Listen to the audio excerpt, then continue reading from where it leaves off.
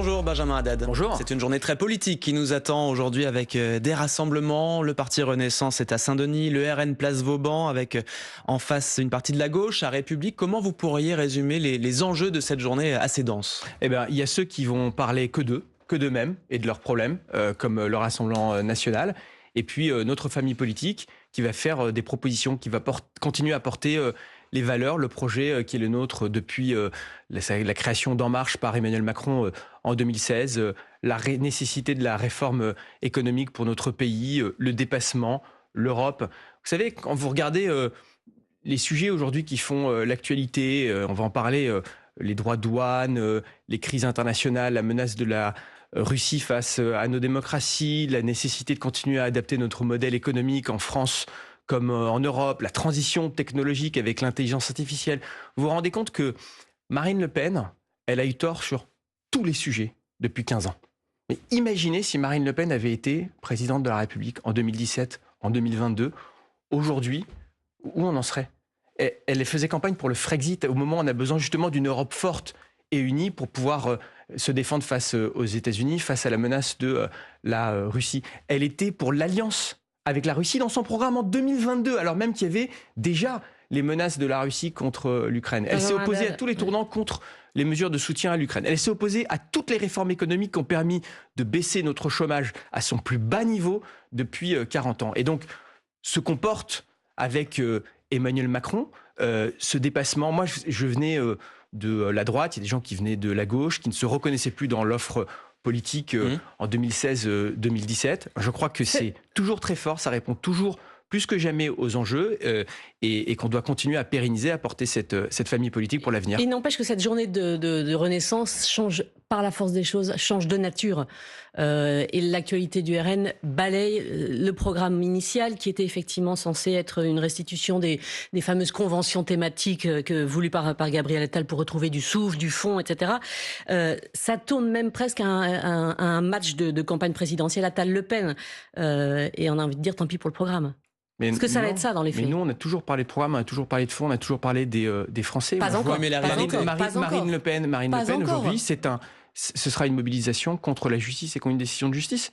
Et je voudrais quand même, le discours depuis 3 jours, de vos troupes, c'est vraiment nous sommes les défenseurs de la démocratie face à ce qui s'est passé, face à la contestation du RN. Les défenseurs, bien sûr, de l'état de droit, les défenseurs de la démocratie au moment où elle est remise en cause partout en Europe et sur la scène internationale par ses adversaires qui ne s'y trompent pas d'ailleurs puisqu'ils travaillent entre eux, ils s'allient entre eux. Les défenseurs du libéralisme politique, économique, de l'Europe, encore une fois, tout ce qu'on porte depuis toujours. Moi, je vois Marine Le Pen aujourd'hui et ses troupes qui se mobilisent, qui manifestent contre des décisions de justice. Je veux bien qu'on ait des débats. Le RN dit que c'est une déclaration d'amour à Marine Le Pen, de soutien avant tout. Vous savez, moi je veux bien qu'on ait des débats sur l'exécution provisoire ou sur l'inéligibilité. Mais ce que je constate, c'est que Marine Le Pen a voté pour ces lois, qu'elle a toujours mis dans son programme la question de l'inéligibilité pour ceux qui étaient condamnés en justice. Elle pourra faire appel, bien sûr, comme n'importe quel justiciable, mais à un moment, la politique, ça ne peut pas être tout le temps « faites ce que je dis et pas ce que je fais ». On a un devoir d'exemplarité, on doit être irréprochable. Moi, je crois qu'on doit aussi faire de la politique à un moment différemment, que quand on voit des comportements justement qui sont différents de ce que qu'on prône, les Français le voient et ça crée aussi un dégoût, un recul vis-à-vis de l'engagement politique qui est noble. Donc on a chacun une responsabilité et là, ce que je vois là, avec le Rassemblement national, au fond, c'est de la vieille politique, ça ne m'intéresse pas. Et surtout, ça ne parle pas des Français. Vous dites exemplarité, responsabilité. Est-ce que vous êtes troublé, comme le Premier ministre François Bayrou, par cette exécution provisoire ou alors vous êtes troublé par son trouble, vous ? Non, mais je vous l'ai dit, je pense qu'on peut avoir un débat, en effet. Et d'ailleurs, Marine Le Pen va faire appel, elle peut faire appel, c'est son droit. Mais je le rappelle, il y a une indépendance. Il y a une indépendance de la justice. Moi, je suis dans un gouvernement, je ne commente pas les décisions de la justice. Il y a une indépendance de la justice. Et je constate une fois de plus que Marine Le Pen a non seulement voté cette loi, mais qu'elle a toujours mis la question de l'inéligibilité pour n'importe quel repris de justice dans son programme. Donc je dis encore une fois qu'à un moment, je vois le décalage, je vois surtout une mobilisation. Le Premier ministre a été très clair dans son interview aujourd'hui en disant on ne fait pas des manifestations, des meetings, des mobilisations contre des décisions de justice. Ça ne contribue pas à la sérénité, l'apaisement de notre débat démocratique. Mais donc son trouble... Nous, avec Renaissance, avec Gabriel Attal, on parlera des grands sujets qui nous entourent, de l'environnement à l'intelligence artificielle, en passant par l'Europe et la défense de la démocratie. C'est ça aujourd'hui, les enjeux d'avenir pour notre pays et notre continent. Vous avez bien compris la question qui portait aussi sur le trouble de François Bayrou, qui est quoi? Qui est une maladresse à minima? Non, mais il s'est exprimé encore une fois sur l'exécution provisoire. Mais de toute façon, je vous le dis, Marine Le Pen peut faire appel. Donc, il y aura un appel en 2026, comme n'importe quelle procédure judiciaire. Donc, l'enjeu, il n'est pas là. L'enjeu, encore une fois, c'est de rappeler les principes fondamentaux de l'état de droit dans notre pays. Juste encore un mot sur la journée de Renaissance. Il va aussi falloir gérer un autre match en interne pour Gabriel Attal avec Elisabeth Borne, qui suggère de fusionner le parti Renaissance avec le MoDem. D'ailleurs, François Bayrou, dans le Parisien ce matin, dit qu'il est d'accord. Elle dit, s'il n'y a pas de désaccord entre nous, autant unir nos forces. Vous êtes d'accord ? Moi, je crois que l'unité de notre famille politique, elle peut aussi passer par la diversité des mouvements, par la diversité des partis. Je pense que Renaissance a, depuis sa création, une voix spécifique à porter dans le dépassement, dans le rapport à l'Europe, dans le rapport à la réforme, aux questions liées à la transition technologique. Bon, le soutien à l'innovation, à l'entrepreneuriat, c'est ce qu'on porte, une certaine confiance aussi dans ce que la France peut porter en Europe. Je crois que l'enjeu, en revanche, à terme, ce sera de réfléchir à ce qu'on ait un candidat pour l'élection présidentielle. Et donc, qui est donc un mode... pas fusionner les partis, mais qui a à terme, mais je crois que c'est pas encore le moment, parce qu'il nous reste 2 ans pour agir et 2 ans pour réformer, mais qu'on ait un mode de désignation du centre droit, je dirais aussi, du socle commun, d'une certaine façon, parce qu'on aura... une extrême gauche qui sera très forte, une extrême droite, on le sait, qui sera très forte, et donc je crois qu'on a intérêt à avancer uniquement. Est-ce que ça passe? Ça pourrait passer par une primaire, mais après, vous savez, ça peut soit passer par une primaire, soit vous aurez peut-être un candidat, une candidate qui se dégagera naturellement, mais je crois qu'on aura intérêt à en parler. Je crois beaucoup à ce qu'on a construit avec le socle commun qui va de Renaissance aux Républicains. Je pense que ça marche. On a chacun des diversités, des sensibilités, mais ça contribue et ça enrichit notre débat et nos familles politiques. Donc je souhaite qu'on continue à porter ça au-delà. Benjamin Haddad, vous êtes, je le rappelle, ministre délégué chargé de l'Europe. On va donc parler des droits de douane dans quelques instants avec vous et cette guerre commerciale lancée par Donald Trump. Ce sera juste après le fil info de Diane Ferchit à 9h40, à 8h40. Une attaque de missile sur Kiev, elle a déclenché des explosions et des incendies. Au moins 3 personnes ont été blessées. D'autres tirs de missiles ont été constatés depuis le nord de l'Ukraine. En réaction, l'armée polonaise dit avoir débuté des opérations dans son espace aérien. La mobilisation des soutiens de Marine Le Pen cet après-midi près des Invalides à Paris, 6 jours après sa condamnation à 5 ans d'inéligibilité dans l'affaire des assistants d'eurodéputés FN. Les soutiens de Marine Le Pen qui veulent faire entendre leur colère. Elle prendra la parole, tout comme le maire de Perpignan-le-Louis Alliot, lui aussi condamné dans ce dossier, et contre-manifestation prévue aussi place de la République, toujours dans la capitale, à l'appel des Verts et de la France Insoumise. De son côté, Renaissance est en meeting à Saint-Denis, meeting prévu de longue date. Objectif, relancer la relation France-Algérie. Le ministre des Affaires étrangères, Jean-Noël Barrot, attendu à Alger. Il doit concrétiser avec son homologue algérien la reprise du dialogue sur les sujets les plus sensibles entre les deux pays, dont la question migratoire. Suite et fin des 8e de finale de la Coupe des champions de rugby. 2 clubs français encore à suivre aujourd'hui. L'Union Bordeaux-Bègles qui reçoit l'Ulster à 13h30. Le tenant du titre, le Stade Toulousain, reçoit lui les Anglais de Sale. Coup d'envoi à 16h. France Info.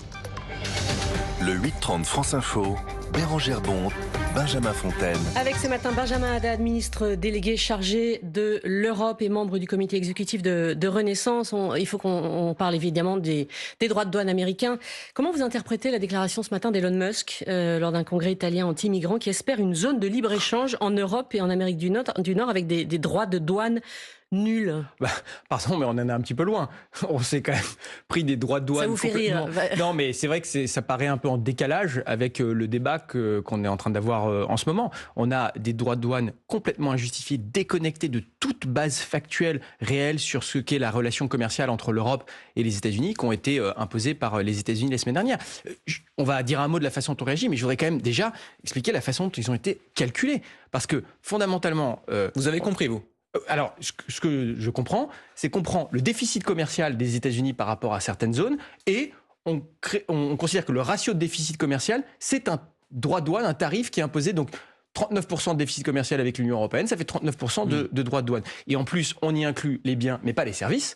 Donc, les services numériques, par exemple, les GAFAM qui sont en Europe, ce n'est pas inclus dans le déficit commercial des États-Unis.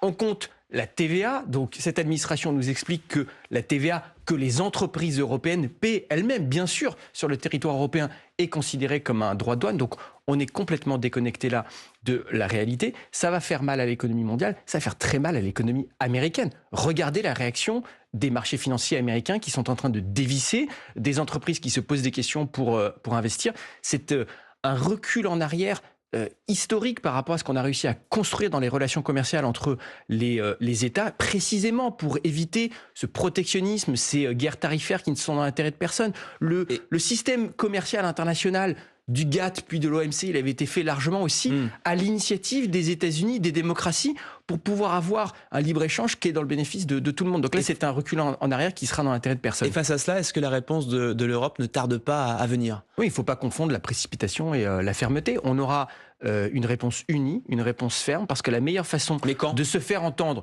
et de désescalader, et pourquoi pas d'avoir une négociation, c'est de montrer qu'on est capable d'assumer un rapport de force. Alors, dans les prochains jours, mi-avril, il y aura un premier paquet de réponses qui sera une réponse qui a été conçue contre le paquet acier-aluminium. Donc à peu près 28, décidé avant les dernières déclarations de la semaine. 28 milliards d'euros. Et dans les semaines qui suivront, il y aura une autre réaction qui peut avoir plusieurs natures. Ça peut être là aussi des réponses sur un certain nombre de biens de l'économie américaine qu'on aura identifiés pour avoir un effet maximum. Mais il y a d'autres instruments. Vous savez, l'Europe, c'est 450 millions d'individus. C'est un énorme marché unique intégré. On a développé largement sous l'initiative de la France ces dernières années des instruments de réponse commerciale comme ce qu'on appelle par exemple l'instrument anti-coercitif qui permet aussi d'inclure les services numériques, la propriété intellectuelle. C'est un instrument qui, on donne à la Commission la possibilité de constater que les droits de douane, les tarifs sont utilisés comme un moyen de pression, pas comme une réponse légitime à un désaccord commercial, mais comme un moyen de pression politique. Et ça, si c'est avéré, il paraît quand même être le cas ici, à ce moment-là, on peut avoir une réponse qui est beaucoup plus forte et inclure typiquement les services numériques, la propriété intellectuelle. Ça, c'était pas possible, par exemple, lors du premier mandat de Donald Trump. On n'avait pas encore ces instruments. Donc l'Europe aujourd'hui, elle est sortie de sa naïveté commerciale, elle est capable de se défendre, d'assumer des rapports de force. On le fera pour défendre nos intérêts. On n'aura pas d'état d'âme pour défendre nos intérêts. Mais l'objectif, une fois de plus, c'est de pouvoir négocier. Mais quand vous voulez, en diplomatie, avoir une négociation, il faut créer d'abord les conditions d'un rapport de force. Et l'Europe est beaucoup... Ce qu'on a constaté ces dernières années, c'est que l'Europe, c'était souvent une force, une puissance qui s'ignorait. Et là, face à la pression des événements, eh bien, on assiste au réveil stratégique des Européens. Benjamin Haddad, cette guerre commerciale, en tout cas, occulte, on a le sentiment, totalement les négociations de paix sur l'Ukraine et change la donne peut-être sur ce sujet-là, justement, sur le rapport de force. Où en sont ces négociations déjà ? Ça fait un mois, le fameux clash à la Maison-Blanche Trump-Zelensky, c'était il y a pile un mois. Ouais, vous avez raison de le souligner. Cette nuit, la Russie a encore bombardé massivement la capitale ukrainienne de Kiev. Il n'y a pas de soldats à Kiev. Hein. C'est contre des infrastructures civiles, pour Donc la Russie ne veut pas la paix. La Russie ne veut pas la paix. La Russie tourne le dos de façon sérieuse aux négociations. Il y a presque 3 semaines maintenant, Volodymyr Zelensky a accepté à Jeddah le principe d'une trêve de 30 jours. La Russie n'a jamais répondu. Quand il y a eu après les négociations à Riyad, on a parlé d'une trêve sur les infrastructures énergétiques et les frappes en mer Noire. Et la Russie a d'abord topé avant de se perdre dans des manœuvres dilatoires en demandant la levée des sanctions. La vérité, c'est que la Russie continue son agression sur le terrain, continue à avoir des objectifs maximalistes. En réalité, c'est effacer l'Ukraine en tant que nation indépendante. Désarmement de l'Ukraine, le fait de changer de président, c'est pas à la Russie d'en décider, c'est aux Ukrainiens de décider de leur leadership, contrairement d'ailleurs aux Russes qui, eux, ne peuvent pas décider de qui est le président de la Russie. Continue de demander la démilitarisation de l'Ukraine, alors qu'au contraire, il faudra donner, même après un cessez-le-feu, les moyens à l'armée ukrainienne d'être forte et de pouvoir dissuader une agression future. Donc la seule voie pour en sortir, c'est, nous on soutient les négociations, mais c'est d'augmenter la pression de façon maximale sur la Russie en continuant les livraisons d'armes à l'Ukraine et en les augmentant, ce qu'on a fait quand Volodymyr Zelensky était à Paris la semaine dernière, avec 2 milliards d'euros de nouvelles livraisons d'armes, et de continuer la pression économique. Sauf que ça s'accompagne d'ingérences russes sur l'Europe, contre l'Europe, qui s'aggrave, qui s'accroît, d'après ce que vous dites? Bien sûr, mais la Russie ne fait qu'augmenter son agressivité, ses menaces contre l'Europe. Ça prend quelle forme? La Russie a toujours désigné l'Union européenne, l'architecture de sécurité européenne issue de la guerre froide, comme son ennemi. Son but, c'est de réviser les frontières, de remettre en cause la souveraineté des États qui sont issus de la guerre froide. Rappelez-vous, Vladimir Poutine avait dit la fin de la guerre froide, la chute de l'URSS, c'est la plus grande catastrophe géopolitique du XXe